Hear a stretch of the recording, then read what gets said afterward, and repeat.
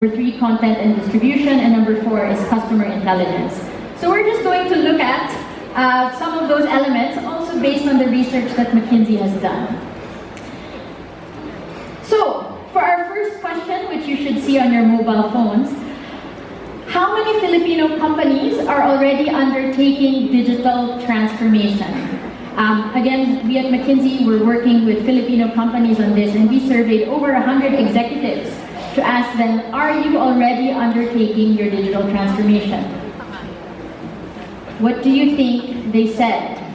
So now we have 170 people, going, gone. All right, so the answer is 33% of you have said it's at least 70%, and the answer is actually at least 90% at the bottom. So it seems like every one of these executives are actually saying they have started to embark on their digital transformation.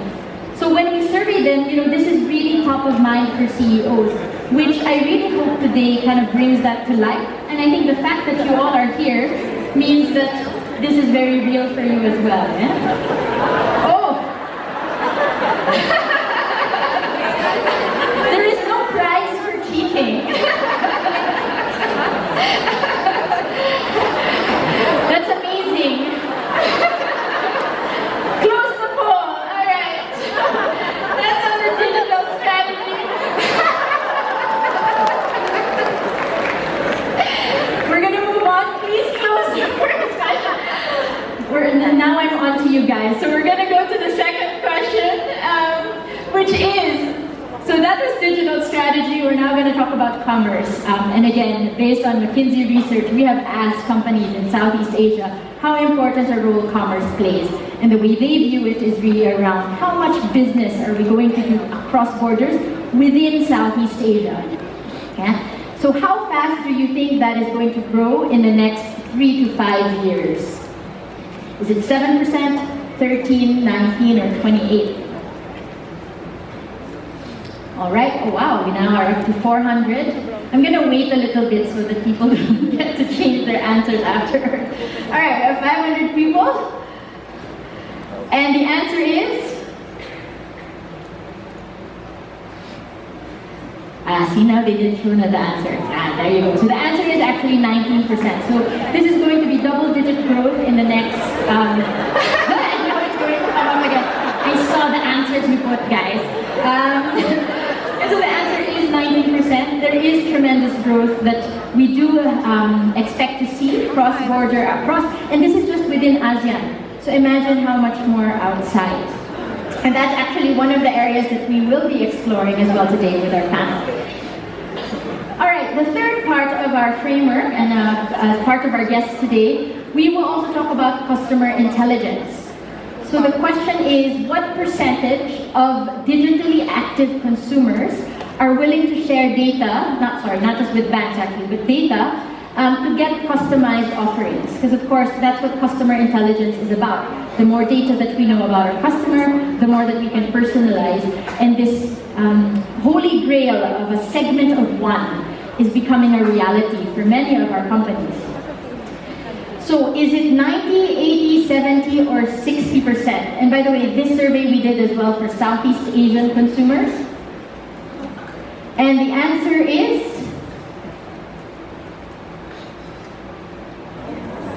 90%. And in fact, that is also very true in the Philippines. So if you think about, yes, in the US there's backlash around customer privacy. I don't know how to answer. If you think about the backlash on customer privacy, willingness of people to guard their data, I think that is happening in the US, and there is pockets, US and Europe. There are pockets in emerging markets where that is true, but what we're actually finding is that by and large, people are willing to share data. And that is actually good news for us. Now, obviously in the Philippines, we do have our customer privacy law, which I'm sure you all also are trying to think about how to comply. But at least when it comes to the customer sharing their data, there is quite a bit more openness if it allows them to have more customized offerings. So we'll also explore that in a little while. And finally, the last question is on content and distribution. And this one actually, I think, is a research that was done by another external party. This is not from us, but we have validated this as well. How much time do Filipinos spend on the internet or their mobile phones each day? 3 hours, 5 hours, 10 hours, or 12 hours? And I'm sure this has been discussed in the last few days as well. All right, so let's look at the results. And indeed, the answer is 10 hours. And now I wonder what do we do in our offices and also when we're in traffic.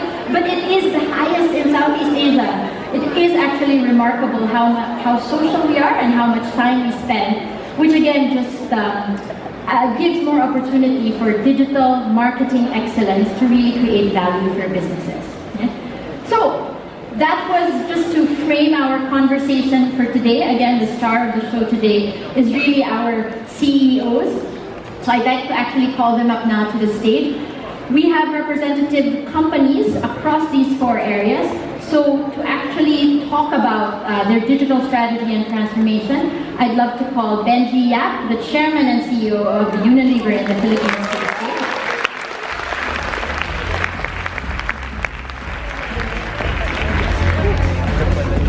I'd like to also invite Liza Gokongwei Cheng, who is the head of the digital transformation of the KG Summit Group, which of course includes Cebu Pacific, URC, and Summit Media.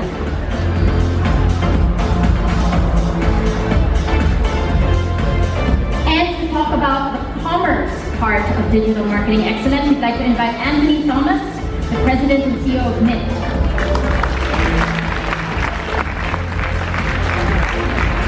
And to talk about customer intelligence, Stephanie C., the CEO and lead data scientist of Thinking Machines.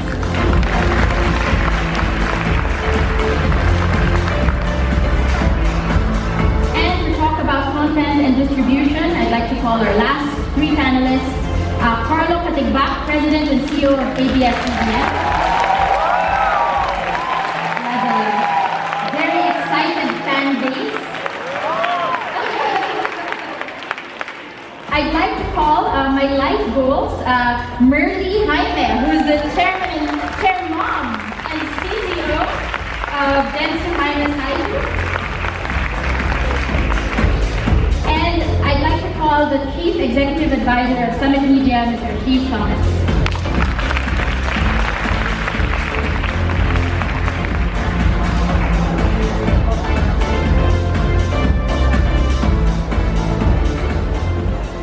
All right, I feel very privileged to be sandwiched in the middle of such a powerful group.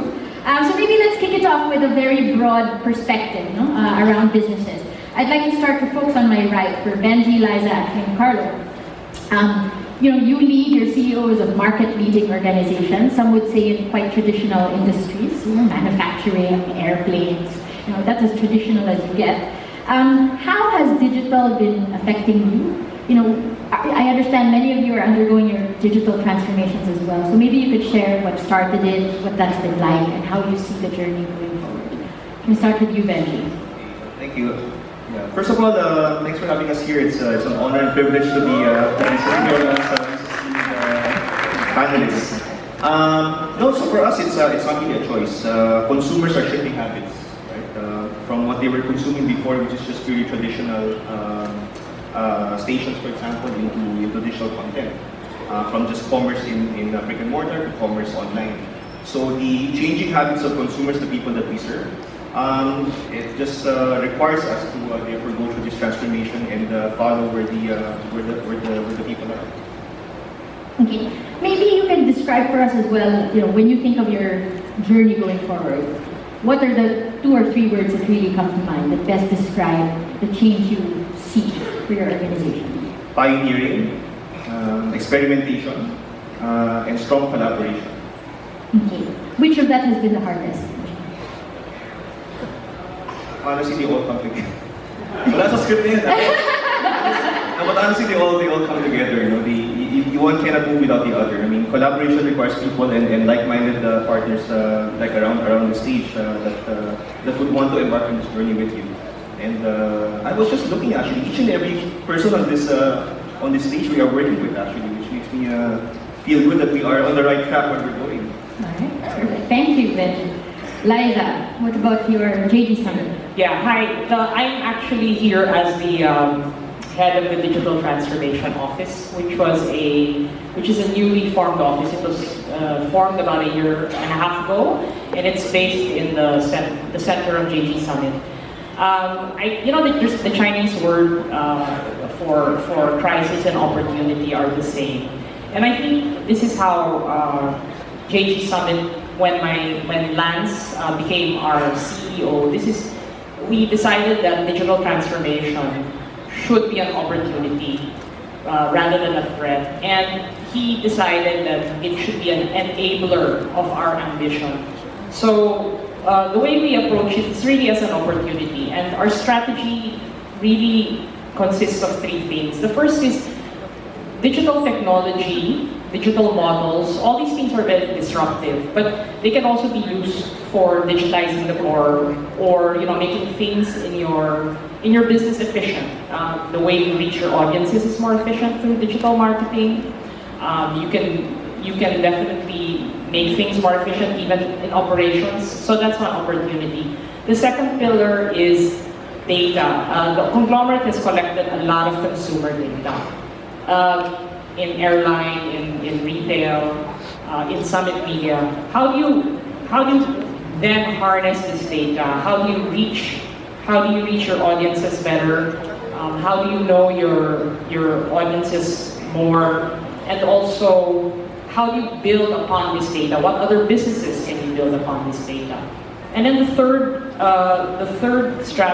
pillar of the strategy is startups. No? I mean, people always say a conglomerate like JD Summit, we're going to be too slow. We're like the elephant. No? We're very powerful. We're very powerful, but we're very slow. But so one way of approaching that is to participate, I think, in the upside of the startup world. No? You invest in them, so you participate in the upside, but you also learn how they work. So through these three pillars, we feel that we are at the start of our digital transformation. So this is clearly our roadmap. In that roadmap, Liza, where do you see the marketing function, and what role does that play there? I think marketing in a way pervades everything already. Like, for example, in the first pillar, which is digitizing the core, we realized that you cannot digitize the core unless you change the culture or you change the way of working of people. So as Benji mentioned, there has to be collaboration. We've had to work in agile groups. Even our marketing now is we're training parts of the conglomerate not only to upskill them in SEO, growth, hacking, coding, etc., but we're also training them to work as an agile team, because marketing cannot exist alone. It's connected to everything now. It's connected to everything. And then with the second part, the data is so important in marketing, right? It's like the lifeblood of marketing. And then in the third is we've been investing in a few new media startups. No? Like one of them is Kumu, which is a live streaming company. So I guess to our audience, marketing really plays a fundamental role in your digital strategy. Yeah. Carlo, maybe you can also comment on journeying ABS-CBN as well, the digital age. It's funny, from our end, we actually saw the shift away from linear viewing to digital viewing start happening with the middle income market.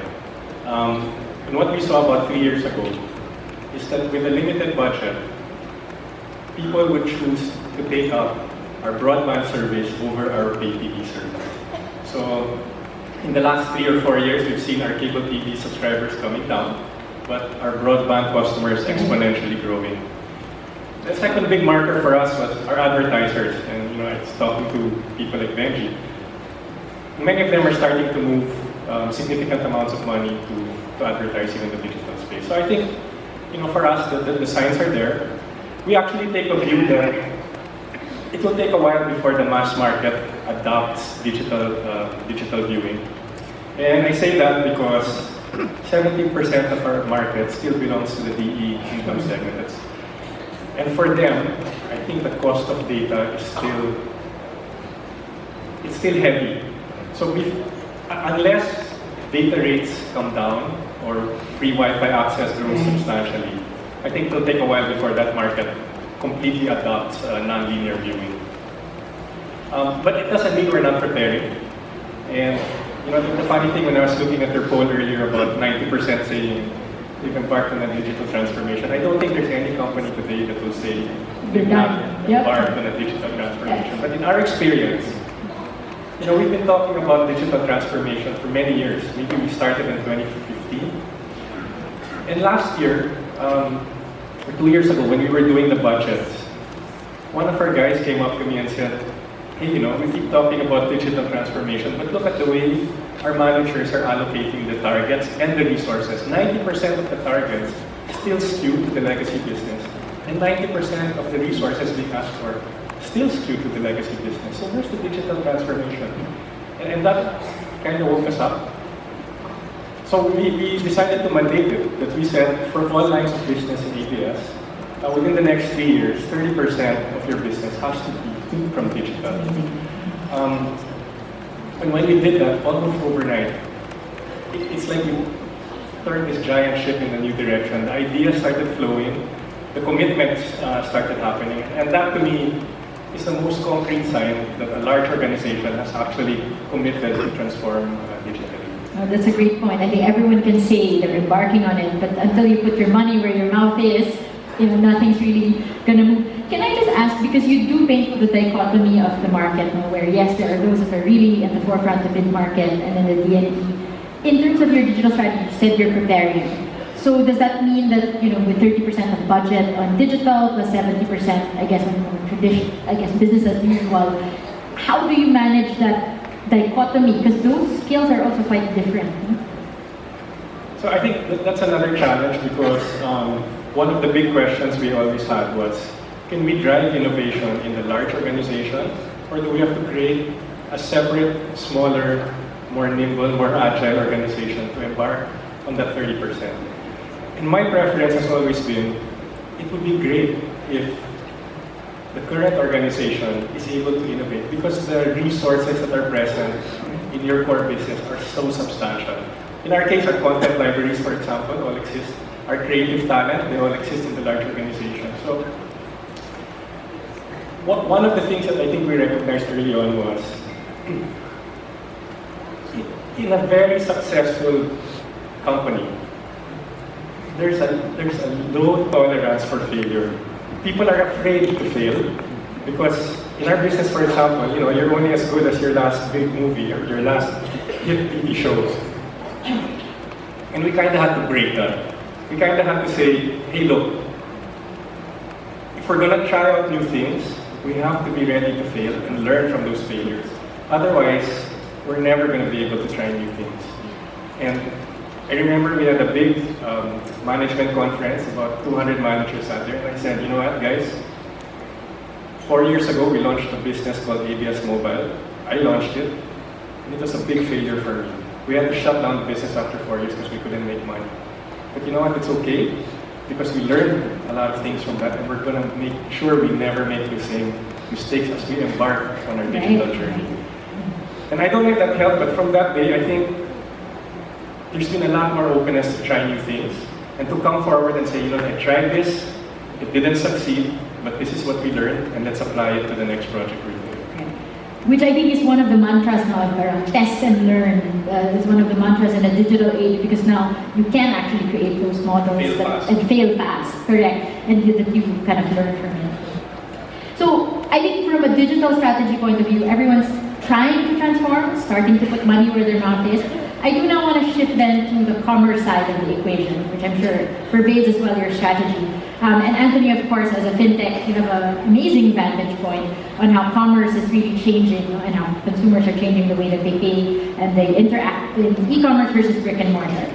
Maybe you can share with us, the biggest shifts that you've been seeing in commerce in the Philippines, And your advice also to marketers in the room on what that means if you're used to traditional brick and mortar and the shift to digital. Sure, thank you, Christine. So, with e-commerce in the Philippines, we've always known it's this promise and this huge opportunity, and I think with the latest Google Temasek report, you can see that it has wings, and it's probably the sector of the internet economy that has the greatest growth potential. Some of that potential is now being realized, and we've seen this where Gcash, we work with the likes of Lazada, and just looking at how we've grown on that platform, solving problems one after the other, right? So we started with, well, people don't necessarily trust a digital payment method on an e-commerce site, but you're able to put aside a little bit in a lifestyle wallet, which you're willing to then work with. We worked on a customer experience where you don't always remember a card number, but you do remember your mobile number. And if you can make that a one-click shopping experience, at least from the second time, the first time you bind your account, that saw another lift in performance. Then we got to a point where you may not know how much money you have to spend, and when we tweaked that to do a quick balance check, we saw another lift in performance. So I think the point I'm trying to make is, I think e-commerce has a lot of small problems to solve. We haven't by any means solved the trust issue completely, because people still want to see the physical goods before they actually pay for it. So we're trying to work through all of those components.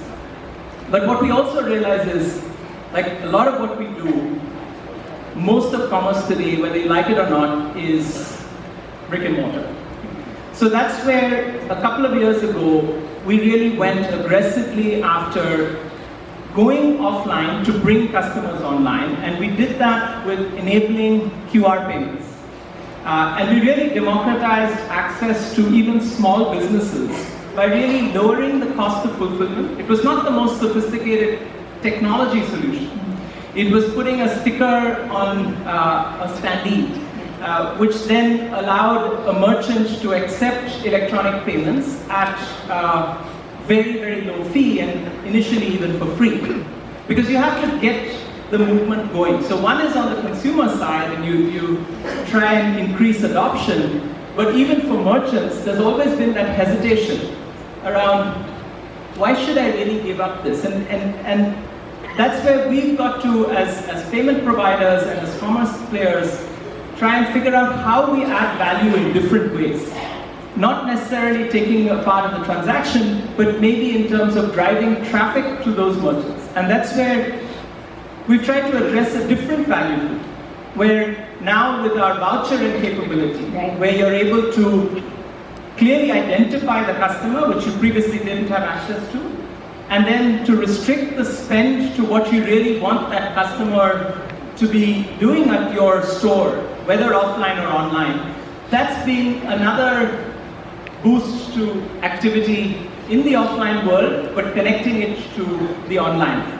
Of course, now we're trying to work on different formats, because what works for the small merchant doesn't necessarily work for the big ones. And that's where we're integrating with the point of sale, using, for example, the same scanners that you use to scan SKUs to actually scan a barcode in the app and consummate the payment, where you now have access to that data, again, which enriches the activity for all participants. So I think there's been a lot of shifts. I would say the early movers have influenced this significantly, and we're seeing great growth, but still such a huge opportunity. And for the last part of your question, which was around what marketers can look for, I think I described some of it, which is now you can look at a myriad of platforms, including ours, which is not necessarily the traditional Facebook and Google opportunity, which is still the largest, but you have now the ability to actually drive specific identity with spend to your sites, whether offline or online. Right. And I guess you're now also alluding to the customer intelligence part, right? Because I have watched Mint very closely because I'm very excited about what you guys are doing. And just you've acquired customers at scale and the data that you have, and you're now able to do these very targeted things. And I think again, a marketer's dream is attribution. Is what I'm doing actually delivering the results I want? So how have you kind of done your customer intelligence, and how has that shaped your marketing efforts as well? Because I guess that platform is also available for other marketers. I think we've really focused from the very beginning on collecting the right data. So right from the onboarding experience, you've got to make it easy for customers. So as a financial institution, we still need to know our customers, which has been an obstacle, but really an opportunity for us. So what we did is we made that process very easy. So for those of you who've been through it, you have a facial recognition tool, which does a liveness check. It takes just a picture of your ID, it pre-populates all of your necessary information into a form, which allows you to be up and running as a customer in a few minutes. Identity is the beginning of everything, right? And as long as you can prove that this is a real person, right, then you start building patterns and payments. We've embedded ourselves in the everyday lives of Filipinos. So it starts from maybe topping up your prepaid mobile phone, because that's the beginning of a digital experience, but then it moves to bill payments, it moves to paying people for any purpose, whether it's in GCash or in a bank account, QR payments that I mentioned earlier, online payments. What we've done is we've started creating a score. And that G-score is available to consumers to see. And it creates an incentive. Because what we've done is we've now opened up credit for those customers. So we're building data at different levels. We're building it at the identity level, at a payment level, because there isn't enough formal credit information available in the country. Layering on credit, and now you have quite a holistic view of the customer. Now we're using that to embed other financial services. So whether it's access to a savings account at the highest rate and no minimum balance, really democratizing access to customers with all of these financial services. But the important thing is payments and financial services are invisible. That's not really why you wake up in the morning coming to a product or your workplace. It's just a means to make your life convenient and to make it more rewarding. Right. So we've embedded ourselves in every aspect of that and created a virtuous cycle where we're able to use that data to customers' benefit. Yeah. And it sounds like you're enriching that data and really trying to call out some customer insights, which now brings me to our next panelist, Stephanie. Of course, Thinking Machines works with Filipino companies day in, day out on big data. And just like digital transformation, where 90% will say, yeah, I'm doing it, I think 90% will also say, yeah, I'm doing big data, I'm doing data analytics. Can you share your experience on what's hype versus what's real? So I'm very honored to be on this stage. I'm definitely very much the youngest. And my field is also the youngest. So I think that when you're talking about artificial intelligence, data science, big data, all the hype exists because those industries are pretty new. And so the standards for what is big data, how do you run a really good artificial intelligence recommendations engine, those are all still very confusing. There's nowhere to get like a PhD in data science where you know everything there is to know about the field because it's so vague. But it's a place of extreme opportunity. It's pretty well established that data, big data, and machine learning can drive results for marketing.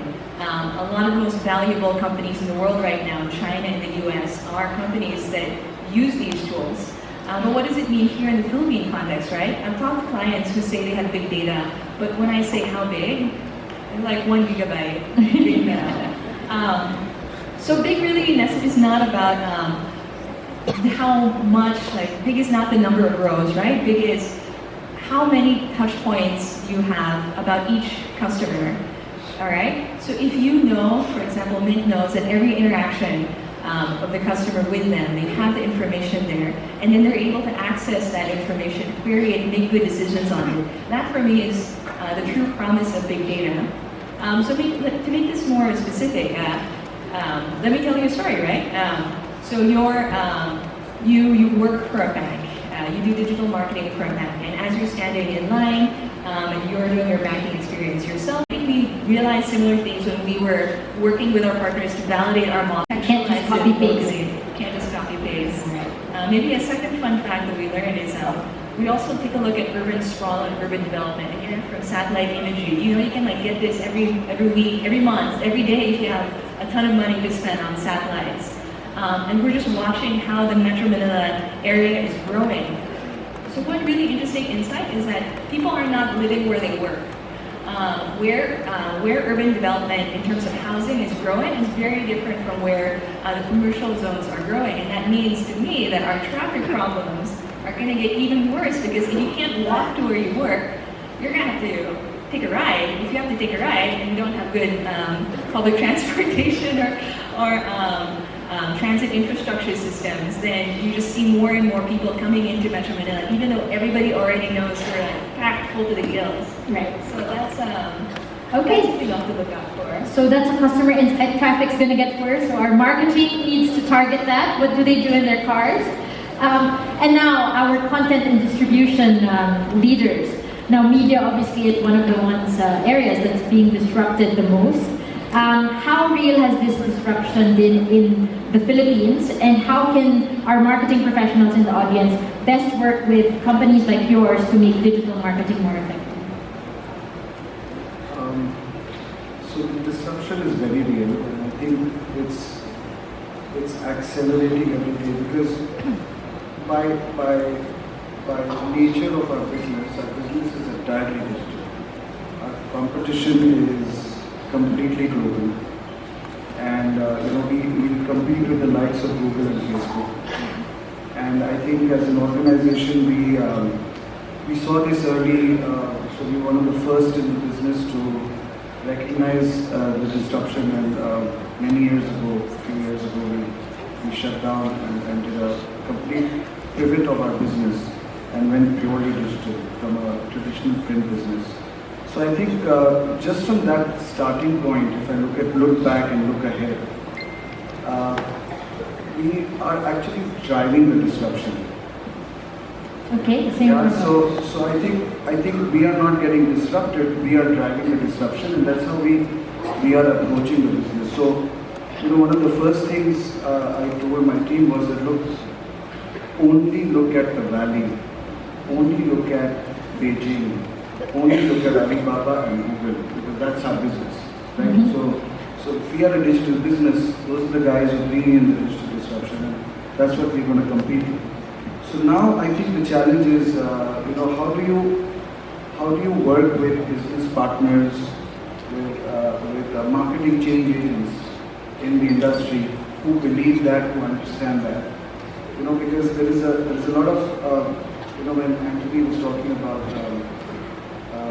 digital disruption and transformation from a financial services standpoint, right? There is a whole ecosystem of regulation, behavior, traditional banks, traditional channels of distribution, payments, and so on. So, it's just as the financial services industry has that, the marketing industry has the same thing.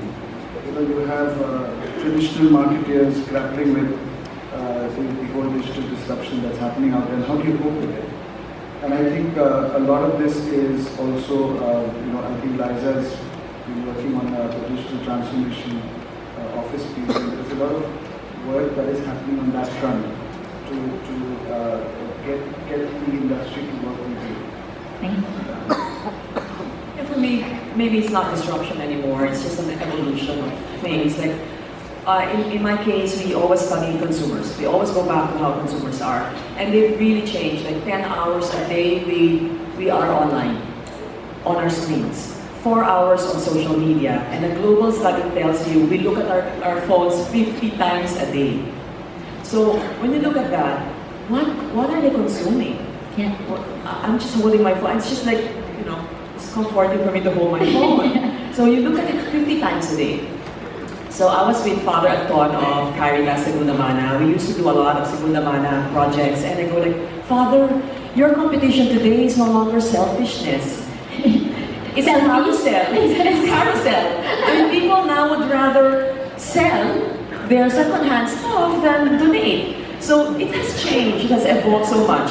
I was in a 13-hour flight. People are no longer touching the remote controls. They have probably what I've done. I've saved my series on the phone, and that's the only time I can catch up with my series. So when you look at consumers today, it's totally different. So what I always tell myself, we have to be looking out to practices and habits of how our consumers are, because it's not anymore disruptive. For me, it's like they've been disrupted anyways years ago, but we just have to keep on evolving. We are humans, the way we do things. I feel we are addicted to screens. Super addicted. I had my fasting in last Lent of not to look at my screens. I mean, totally. We are very addicted. So, for example, I was in a talk of hundreds of people for National Bookstore. I remember for employees, I just took a test. I go, please raise your hand if you ordered from Lazada yesterday or a few days ago. Practically everybody raised their hands. So it's like, it's telling you something else. It's like people, Filipinos, they're a bit sophisticated now. Let's not look down. I mean, really, when you said something about middle class, it's true. Even probably lower. Right. And maybe as then the content creators and the distribution, right? So when then companies and marketers come to you with that in mind, how do you help them keep putting the customer first? How do you also help them navigate the new digital channels that also offering to them? What's the best way that they can win the digital customer with you?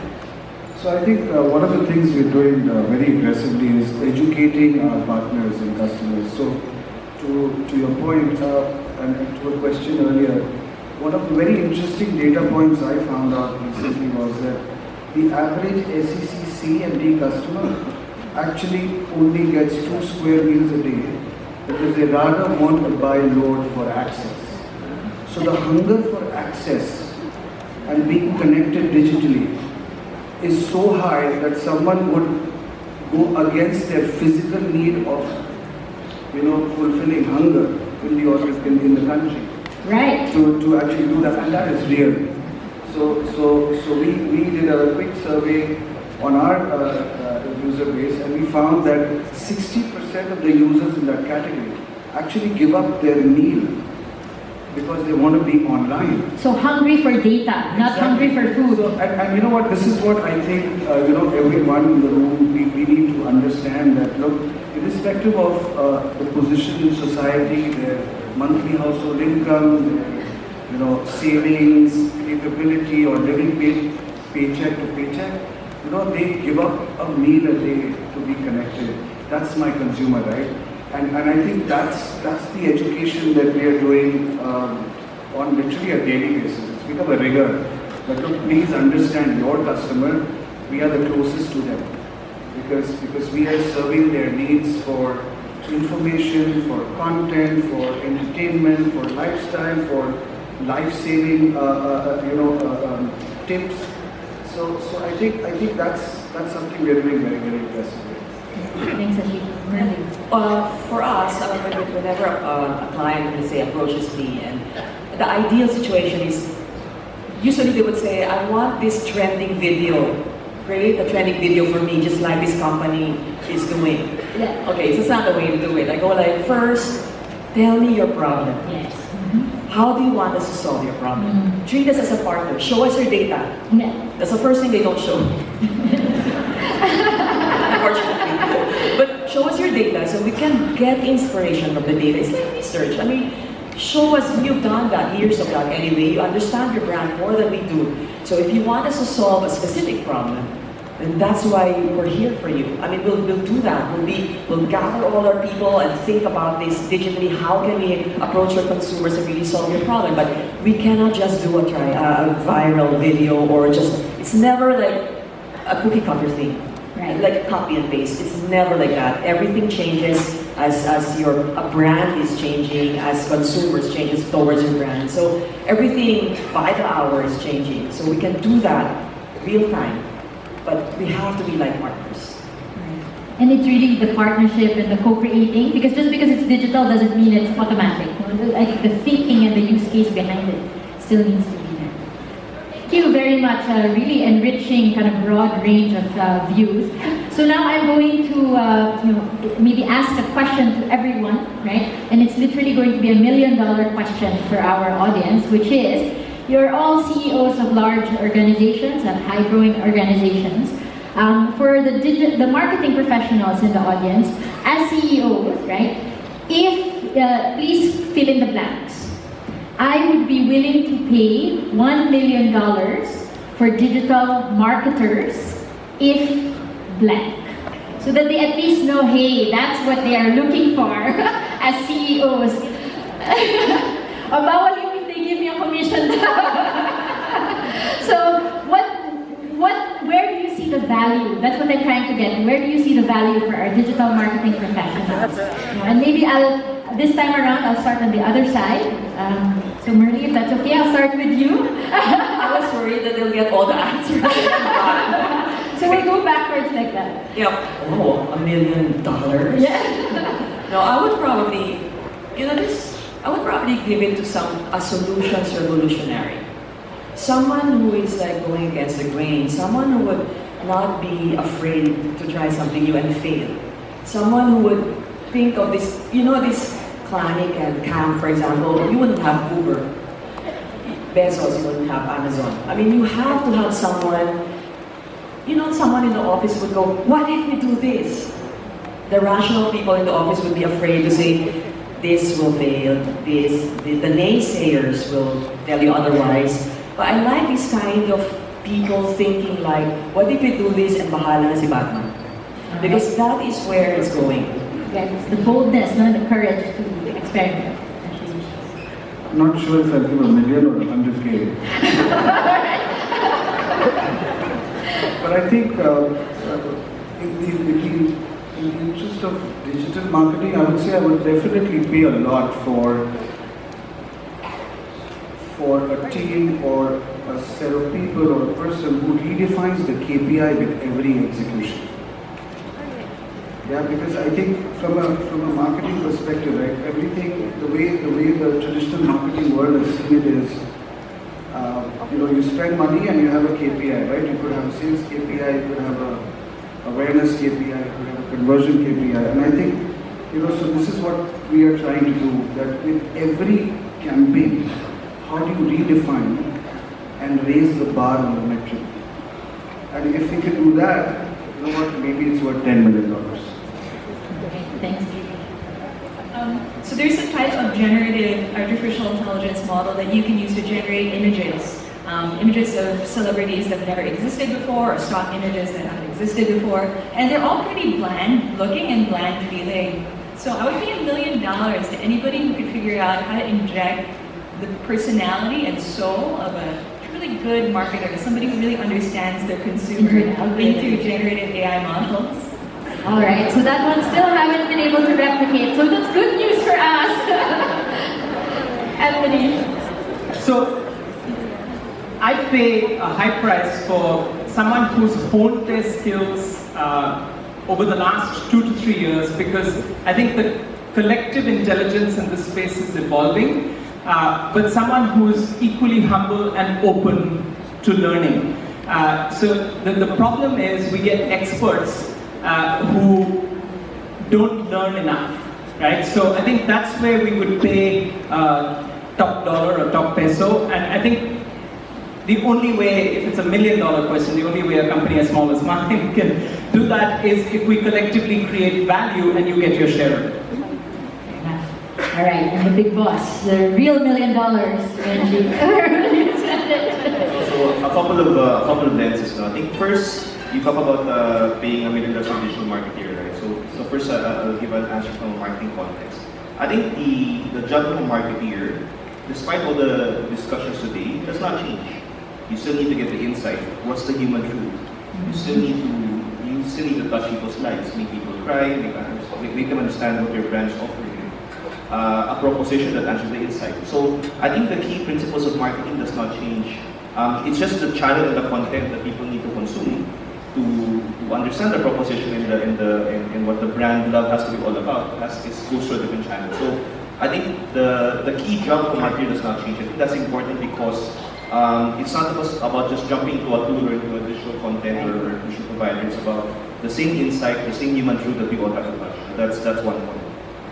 So going back to your question, and I'll answer this not just for a digital marketer, but for any employee in Unilever, I would pay top dollar for people, this context of a big company, traditional like Unilever, who can bring the outside in. And what do I mean by bring the outside in?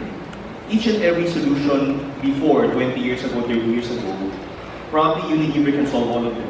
We probably have the top PhDs in R&D. Right. We probably have the top media agency in the company. We would own this, we would own that. Supply chain, everything, we would know the best. 20, 30 years ago. Today, all the solutions, I believe, 80%, 90% are outside Unilever. And therefore, I would pay top dollar for people who would be curious to know what's outside, who would know what would be relevant inside, who can help revolutionize the culture so that we can adopt these things and really get the business benefit and the KPIs that my co-finalists talk about, but really bring the outside in. Gone are the days when we can solve our own problems and be the expert and be the only PhD in the country. The solutions are all out there right now, and those that are curious, those that bring the outside in, those that help us as a leadership team really change the culture, transform the culture, I would pay top dollar for those people. Which goes back to your collaboration point earlier, that the way of working seems to kind of really be changing, and there's agreement. And it's important for, I think, there are startup companies that are small, there are big companies that are traditional storytelling. So I think I'm giving actually the context of what a big organization like Harley talks about, where we need to transform, and we have to understand who we are. We're not a small startup company that has its own pros and cons.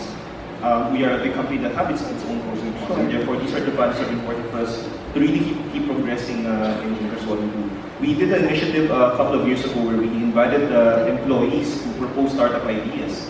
It was led by our HR team, and it was here actually, in Venezuela that was running. I was amazed at the number of entries that we got. People just teaming with ideas to say, hey, I saw this happening outside, we can do this inside. Right. And a couple of them were scaling today. So I think if we can keep on nurturing this and building this culture, then we can really pivot a formerly traditional company and really participate in this digital transformation. No, and that's a great point around, especially for larger organizations, the premium is on the culture, the way of thinking, the way of working. So that mindset is very different. You're absolutely right. I think, Benji, that was a very good answer. I'd like to add, I think I'd probably pay $1 million for someone who is so I'm thinking of two buckets now. They have to be a generalist at least. They have to know all the tools. They have to know SEO, they have to know performance, they have to know social media, they have to know CRM, and whatever else is new out there, e-commerce.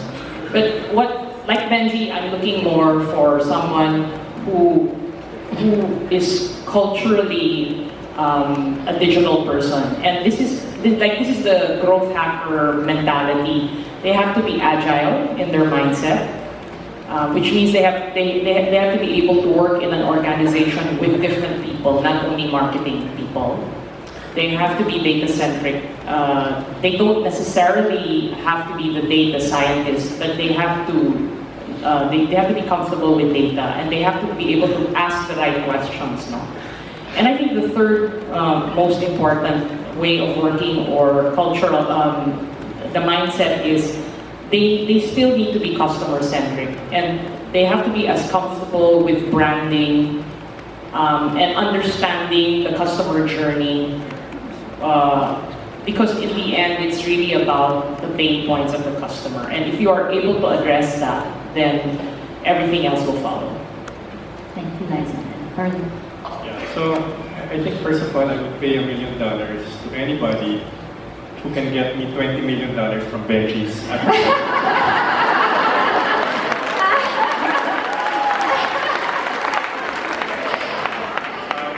Shall we extend the panel to hash this out? No, just kidding. But you know, one of the things we Again, the media is in the audience. He wants the money. One of the things we learned early on as we started embarking on all these digital projects is well, we always asked our question internally, did we really have the skills to do the things that we said we were going to do? And at some point, we couldn't even answer that question. So, we looked out there, and we brought in a couple of Filipinos who are based in the US, working with firms like Google, Amazon. Once every quarter, they come in, they sit down, they listen to all our digital projects, and then they give us inputs. And we've had 3 of those meetings, and it's really changed completely the way we approach many of our digital projects. And I realized that even if you scour local talent, nobody here probably has the extent of the exposure that these guys get by working at the heart of Silicon Valley. I mean, the technology, the methodologies, and the people that they're exposed to really bring them to a very different level. And so, for me, there's a premium to bringing in that kind of expertise into the organization. It's pricey, but it certainly gives you a perspective that is very, very difficult to find locally. So that's the second one. I think the last one I would say is that, when I listen to everybody here, I really see that a lot of the tools that can address some very complex marketing and advertising issues are already available today. When you think about how do you attribute an ad campaign to a purchase, or how do I talk to a specific customer and tell him what he wants to hear about my product because I understand it very well. I think all of those tools and technologies are already here, but I guess there are 2 ways to approach it. You can think about how do you want to position yourselves in a future where all of these technologies become available to us? But I would pay $1 million to the person who says, look guys, let's come together and create a shared vision for how we want our future to look like, and then let's work together to create that future. All right. Excellent words to end the panel. Thank you very much. A big hand for our panel.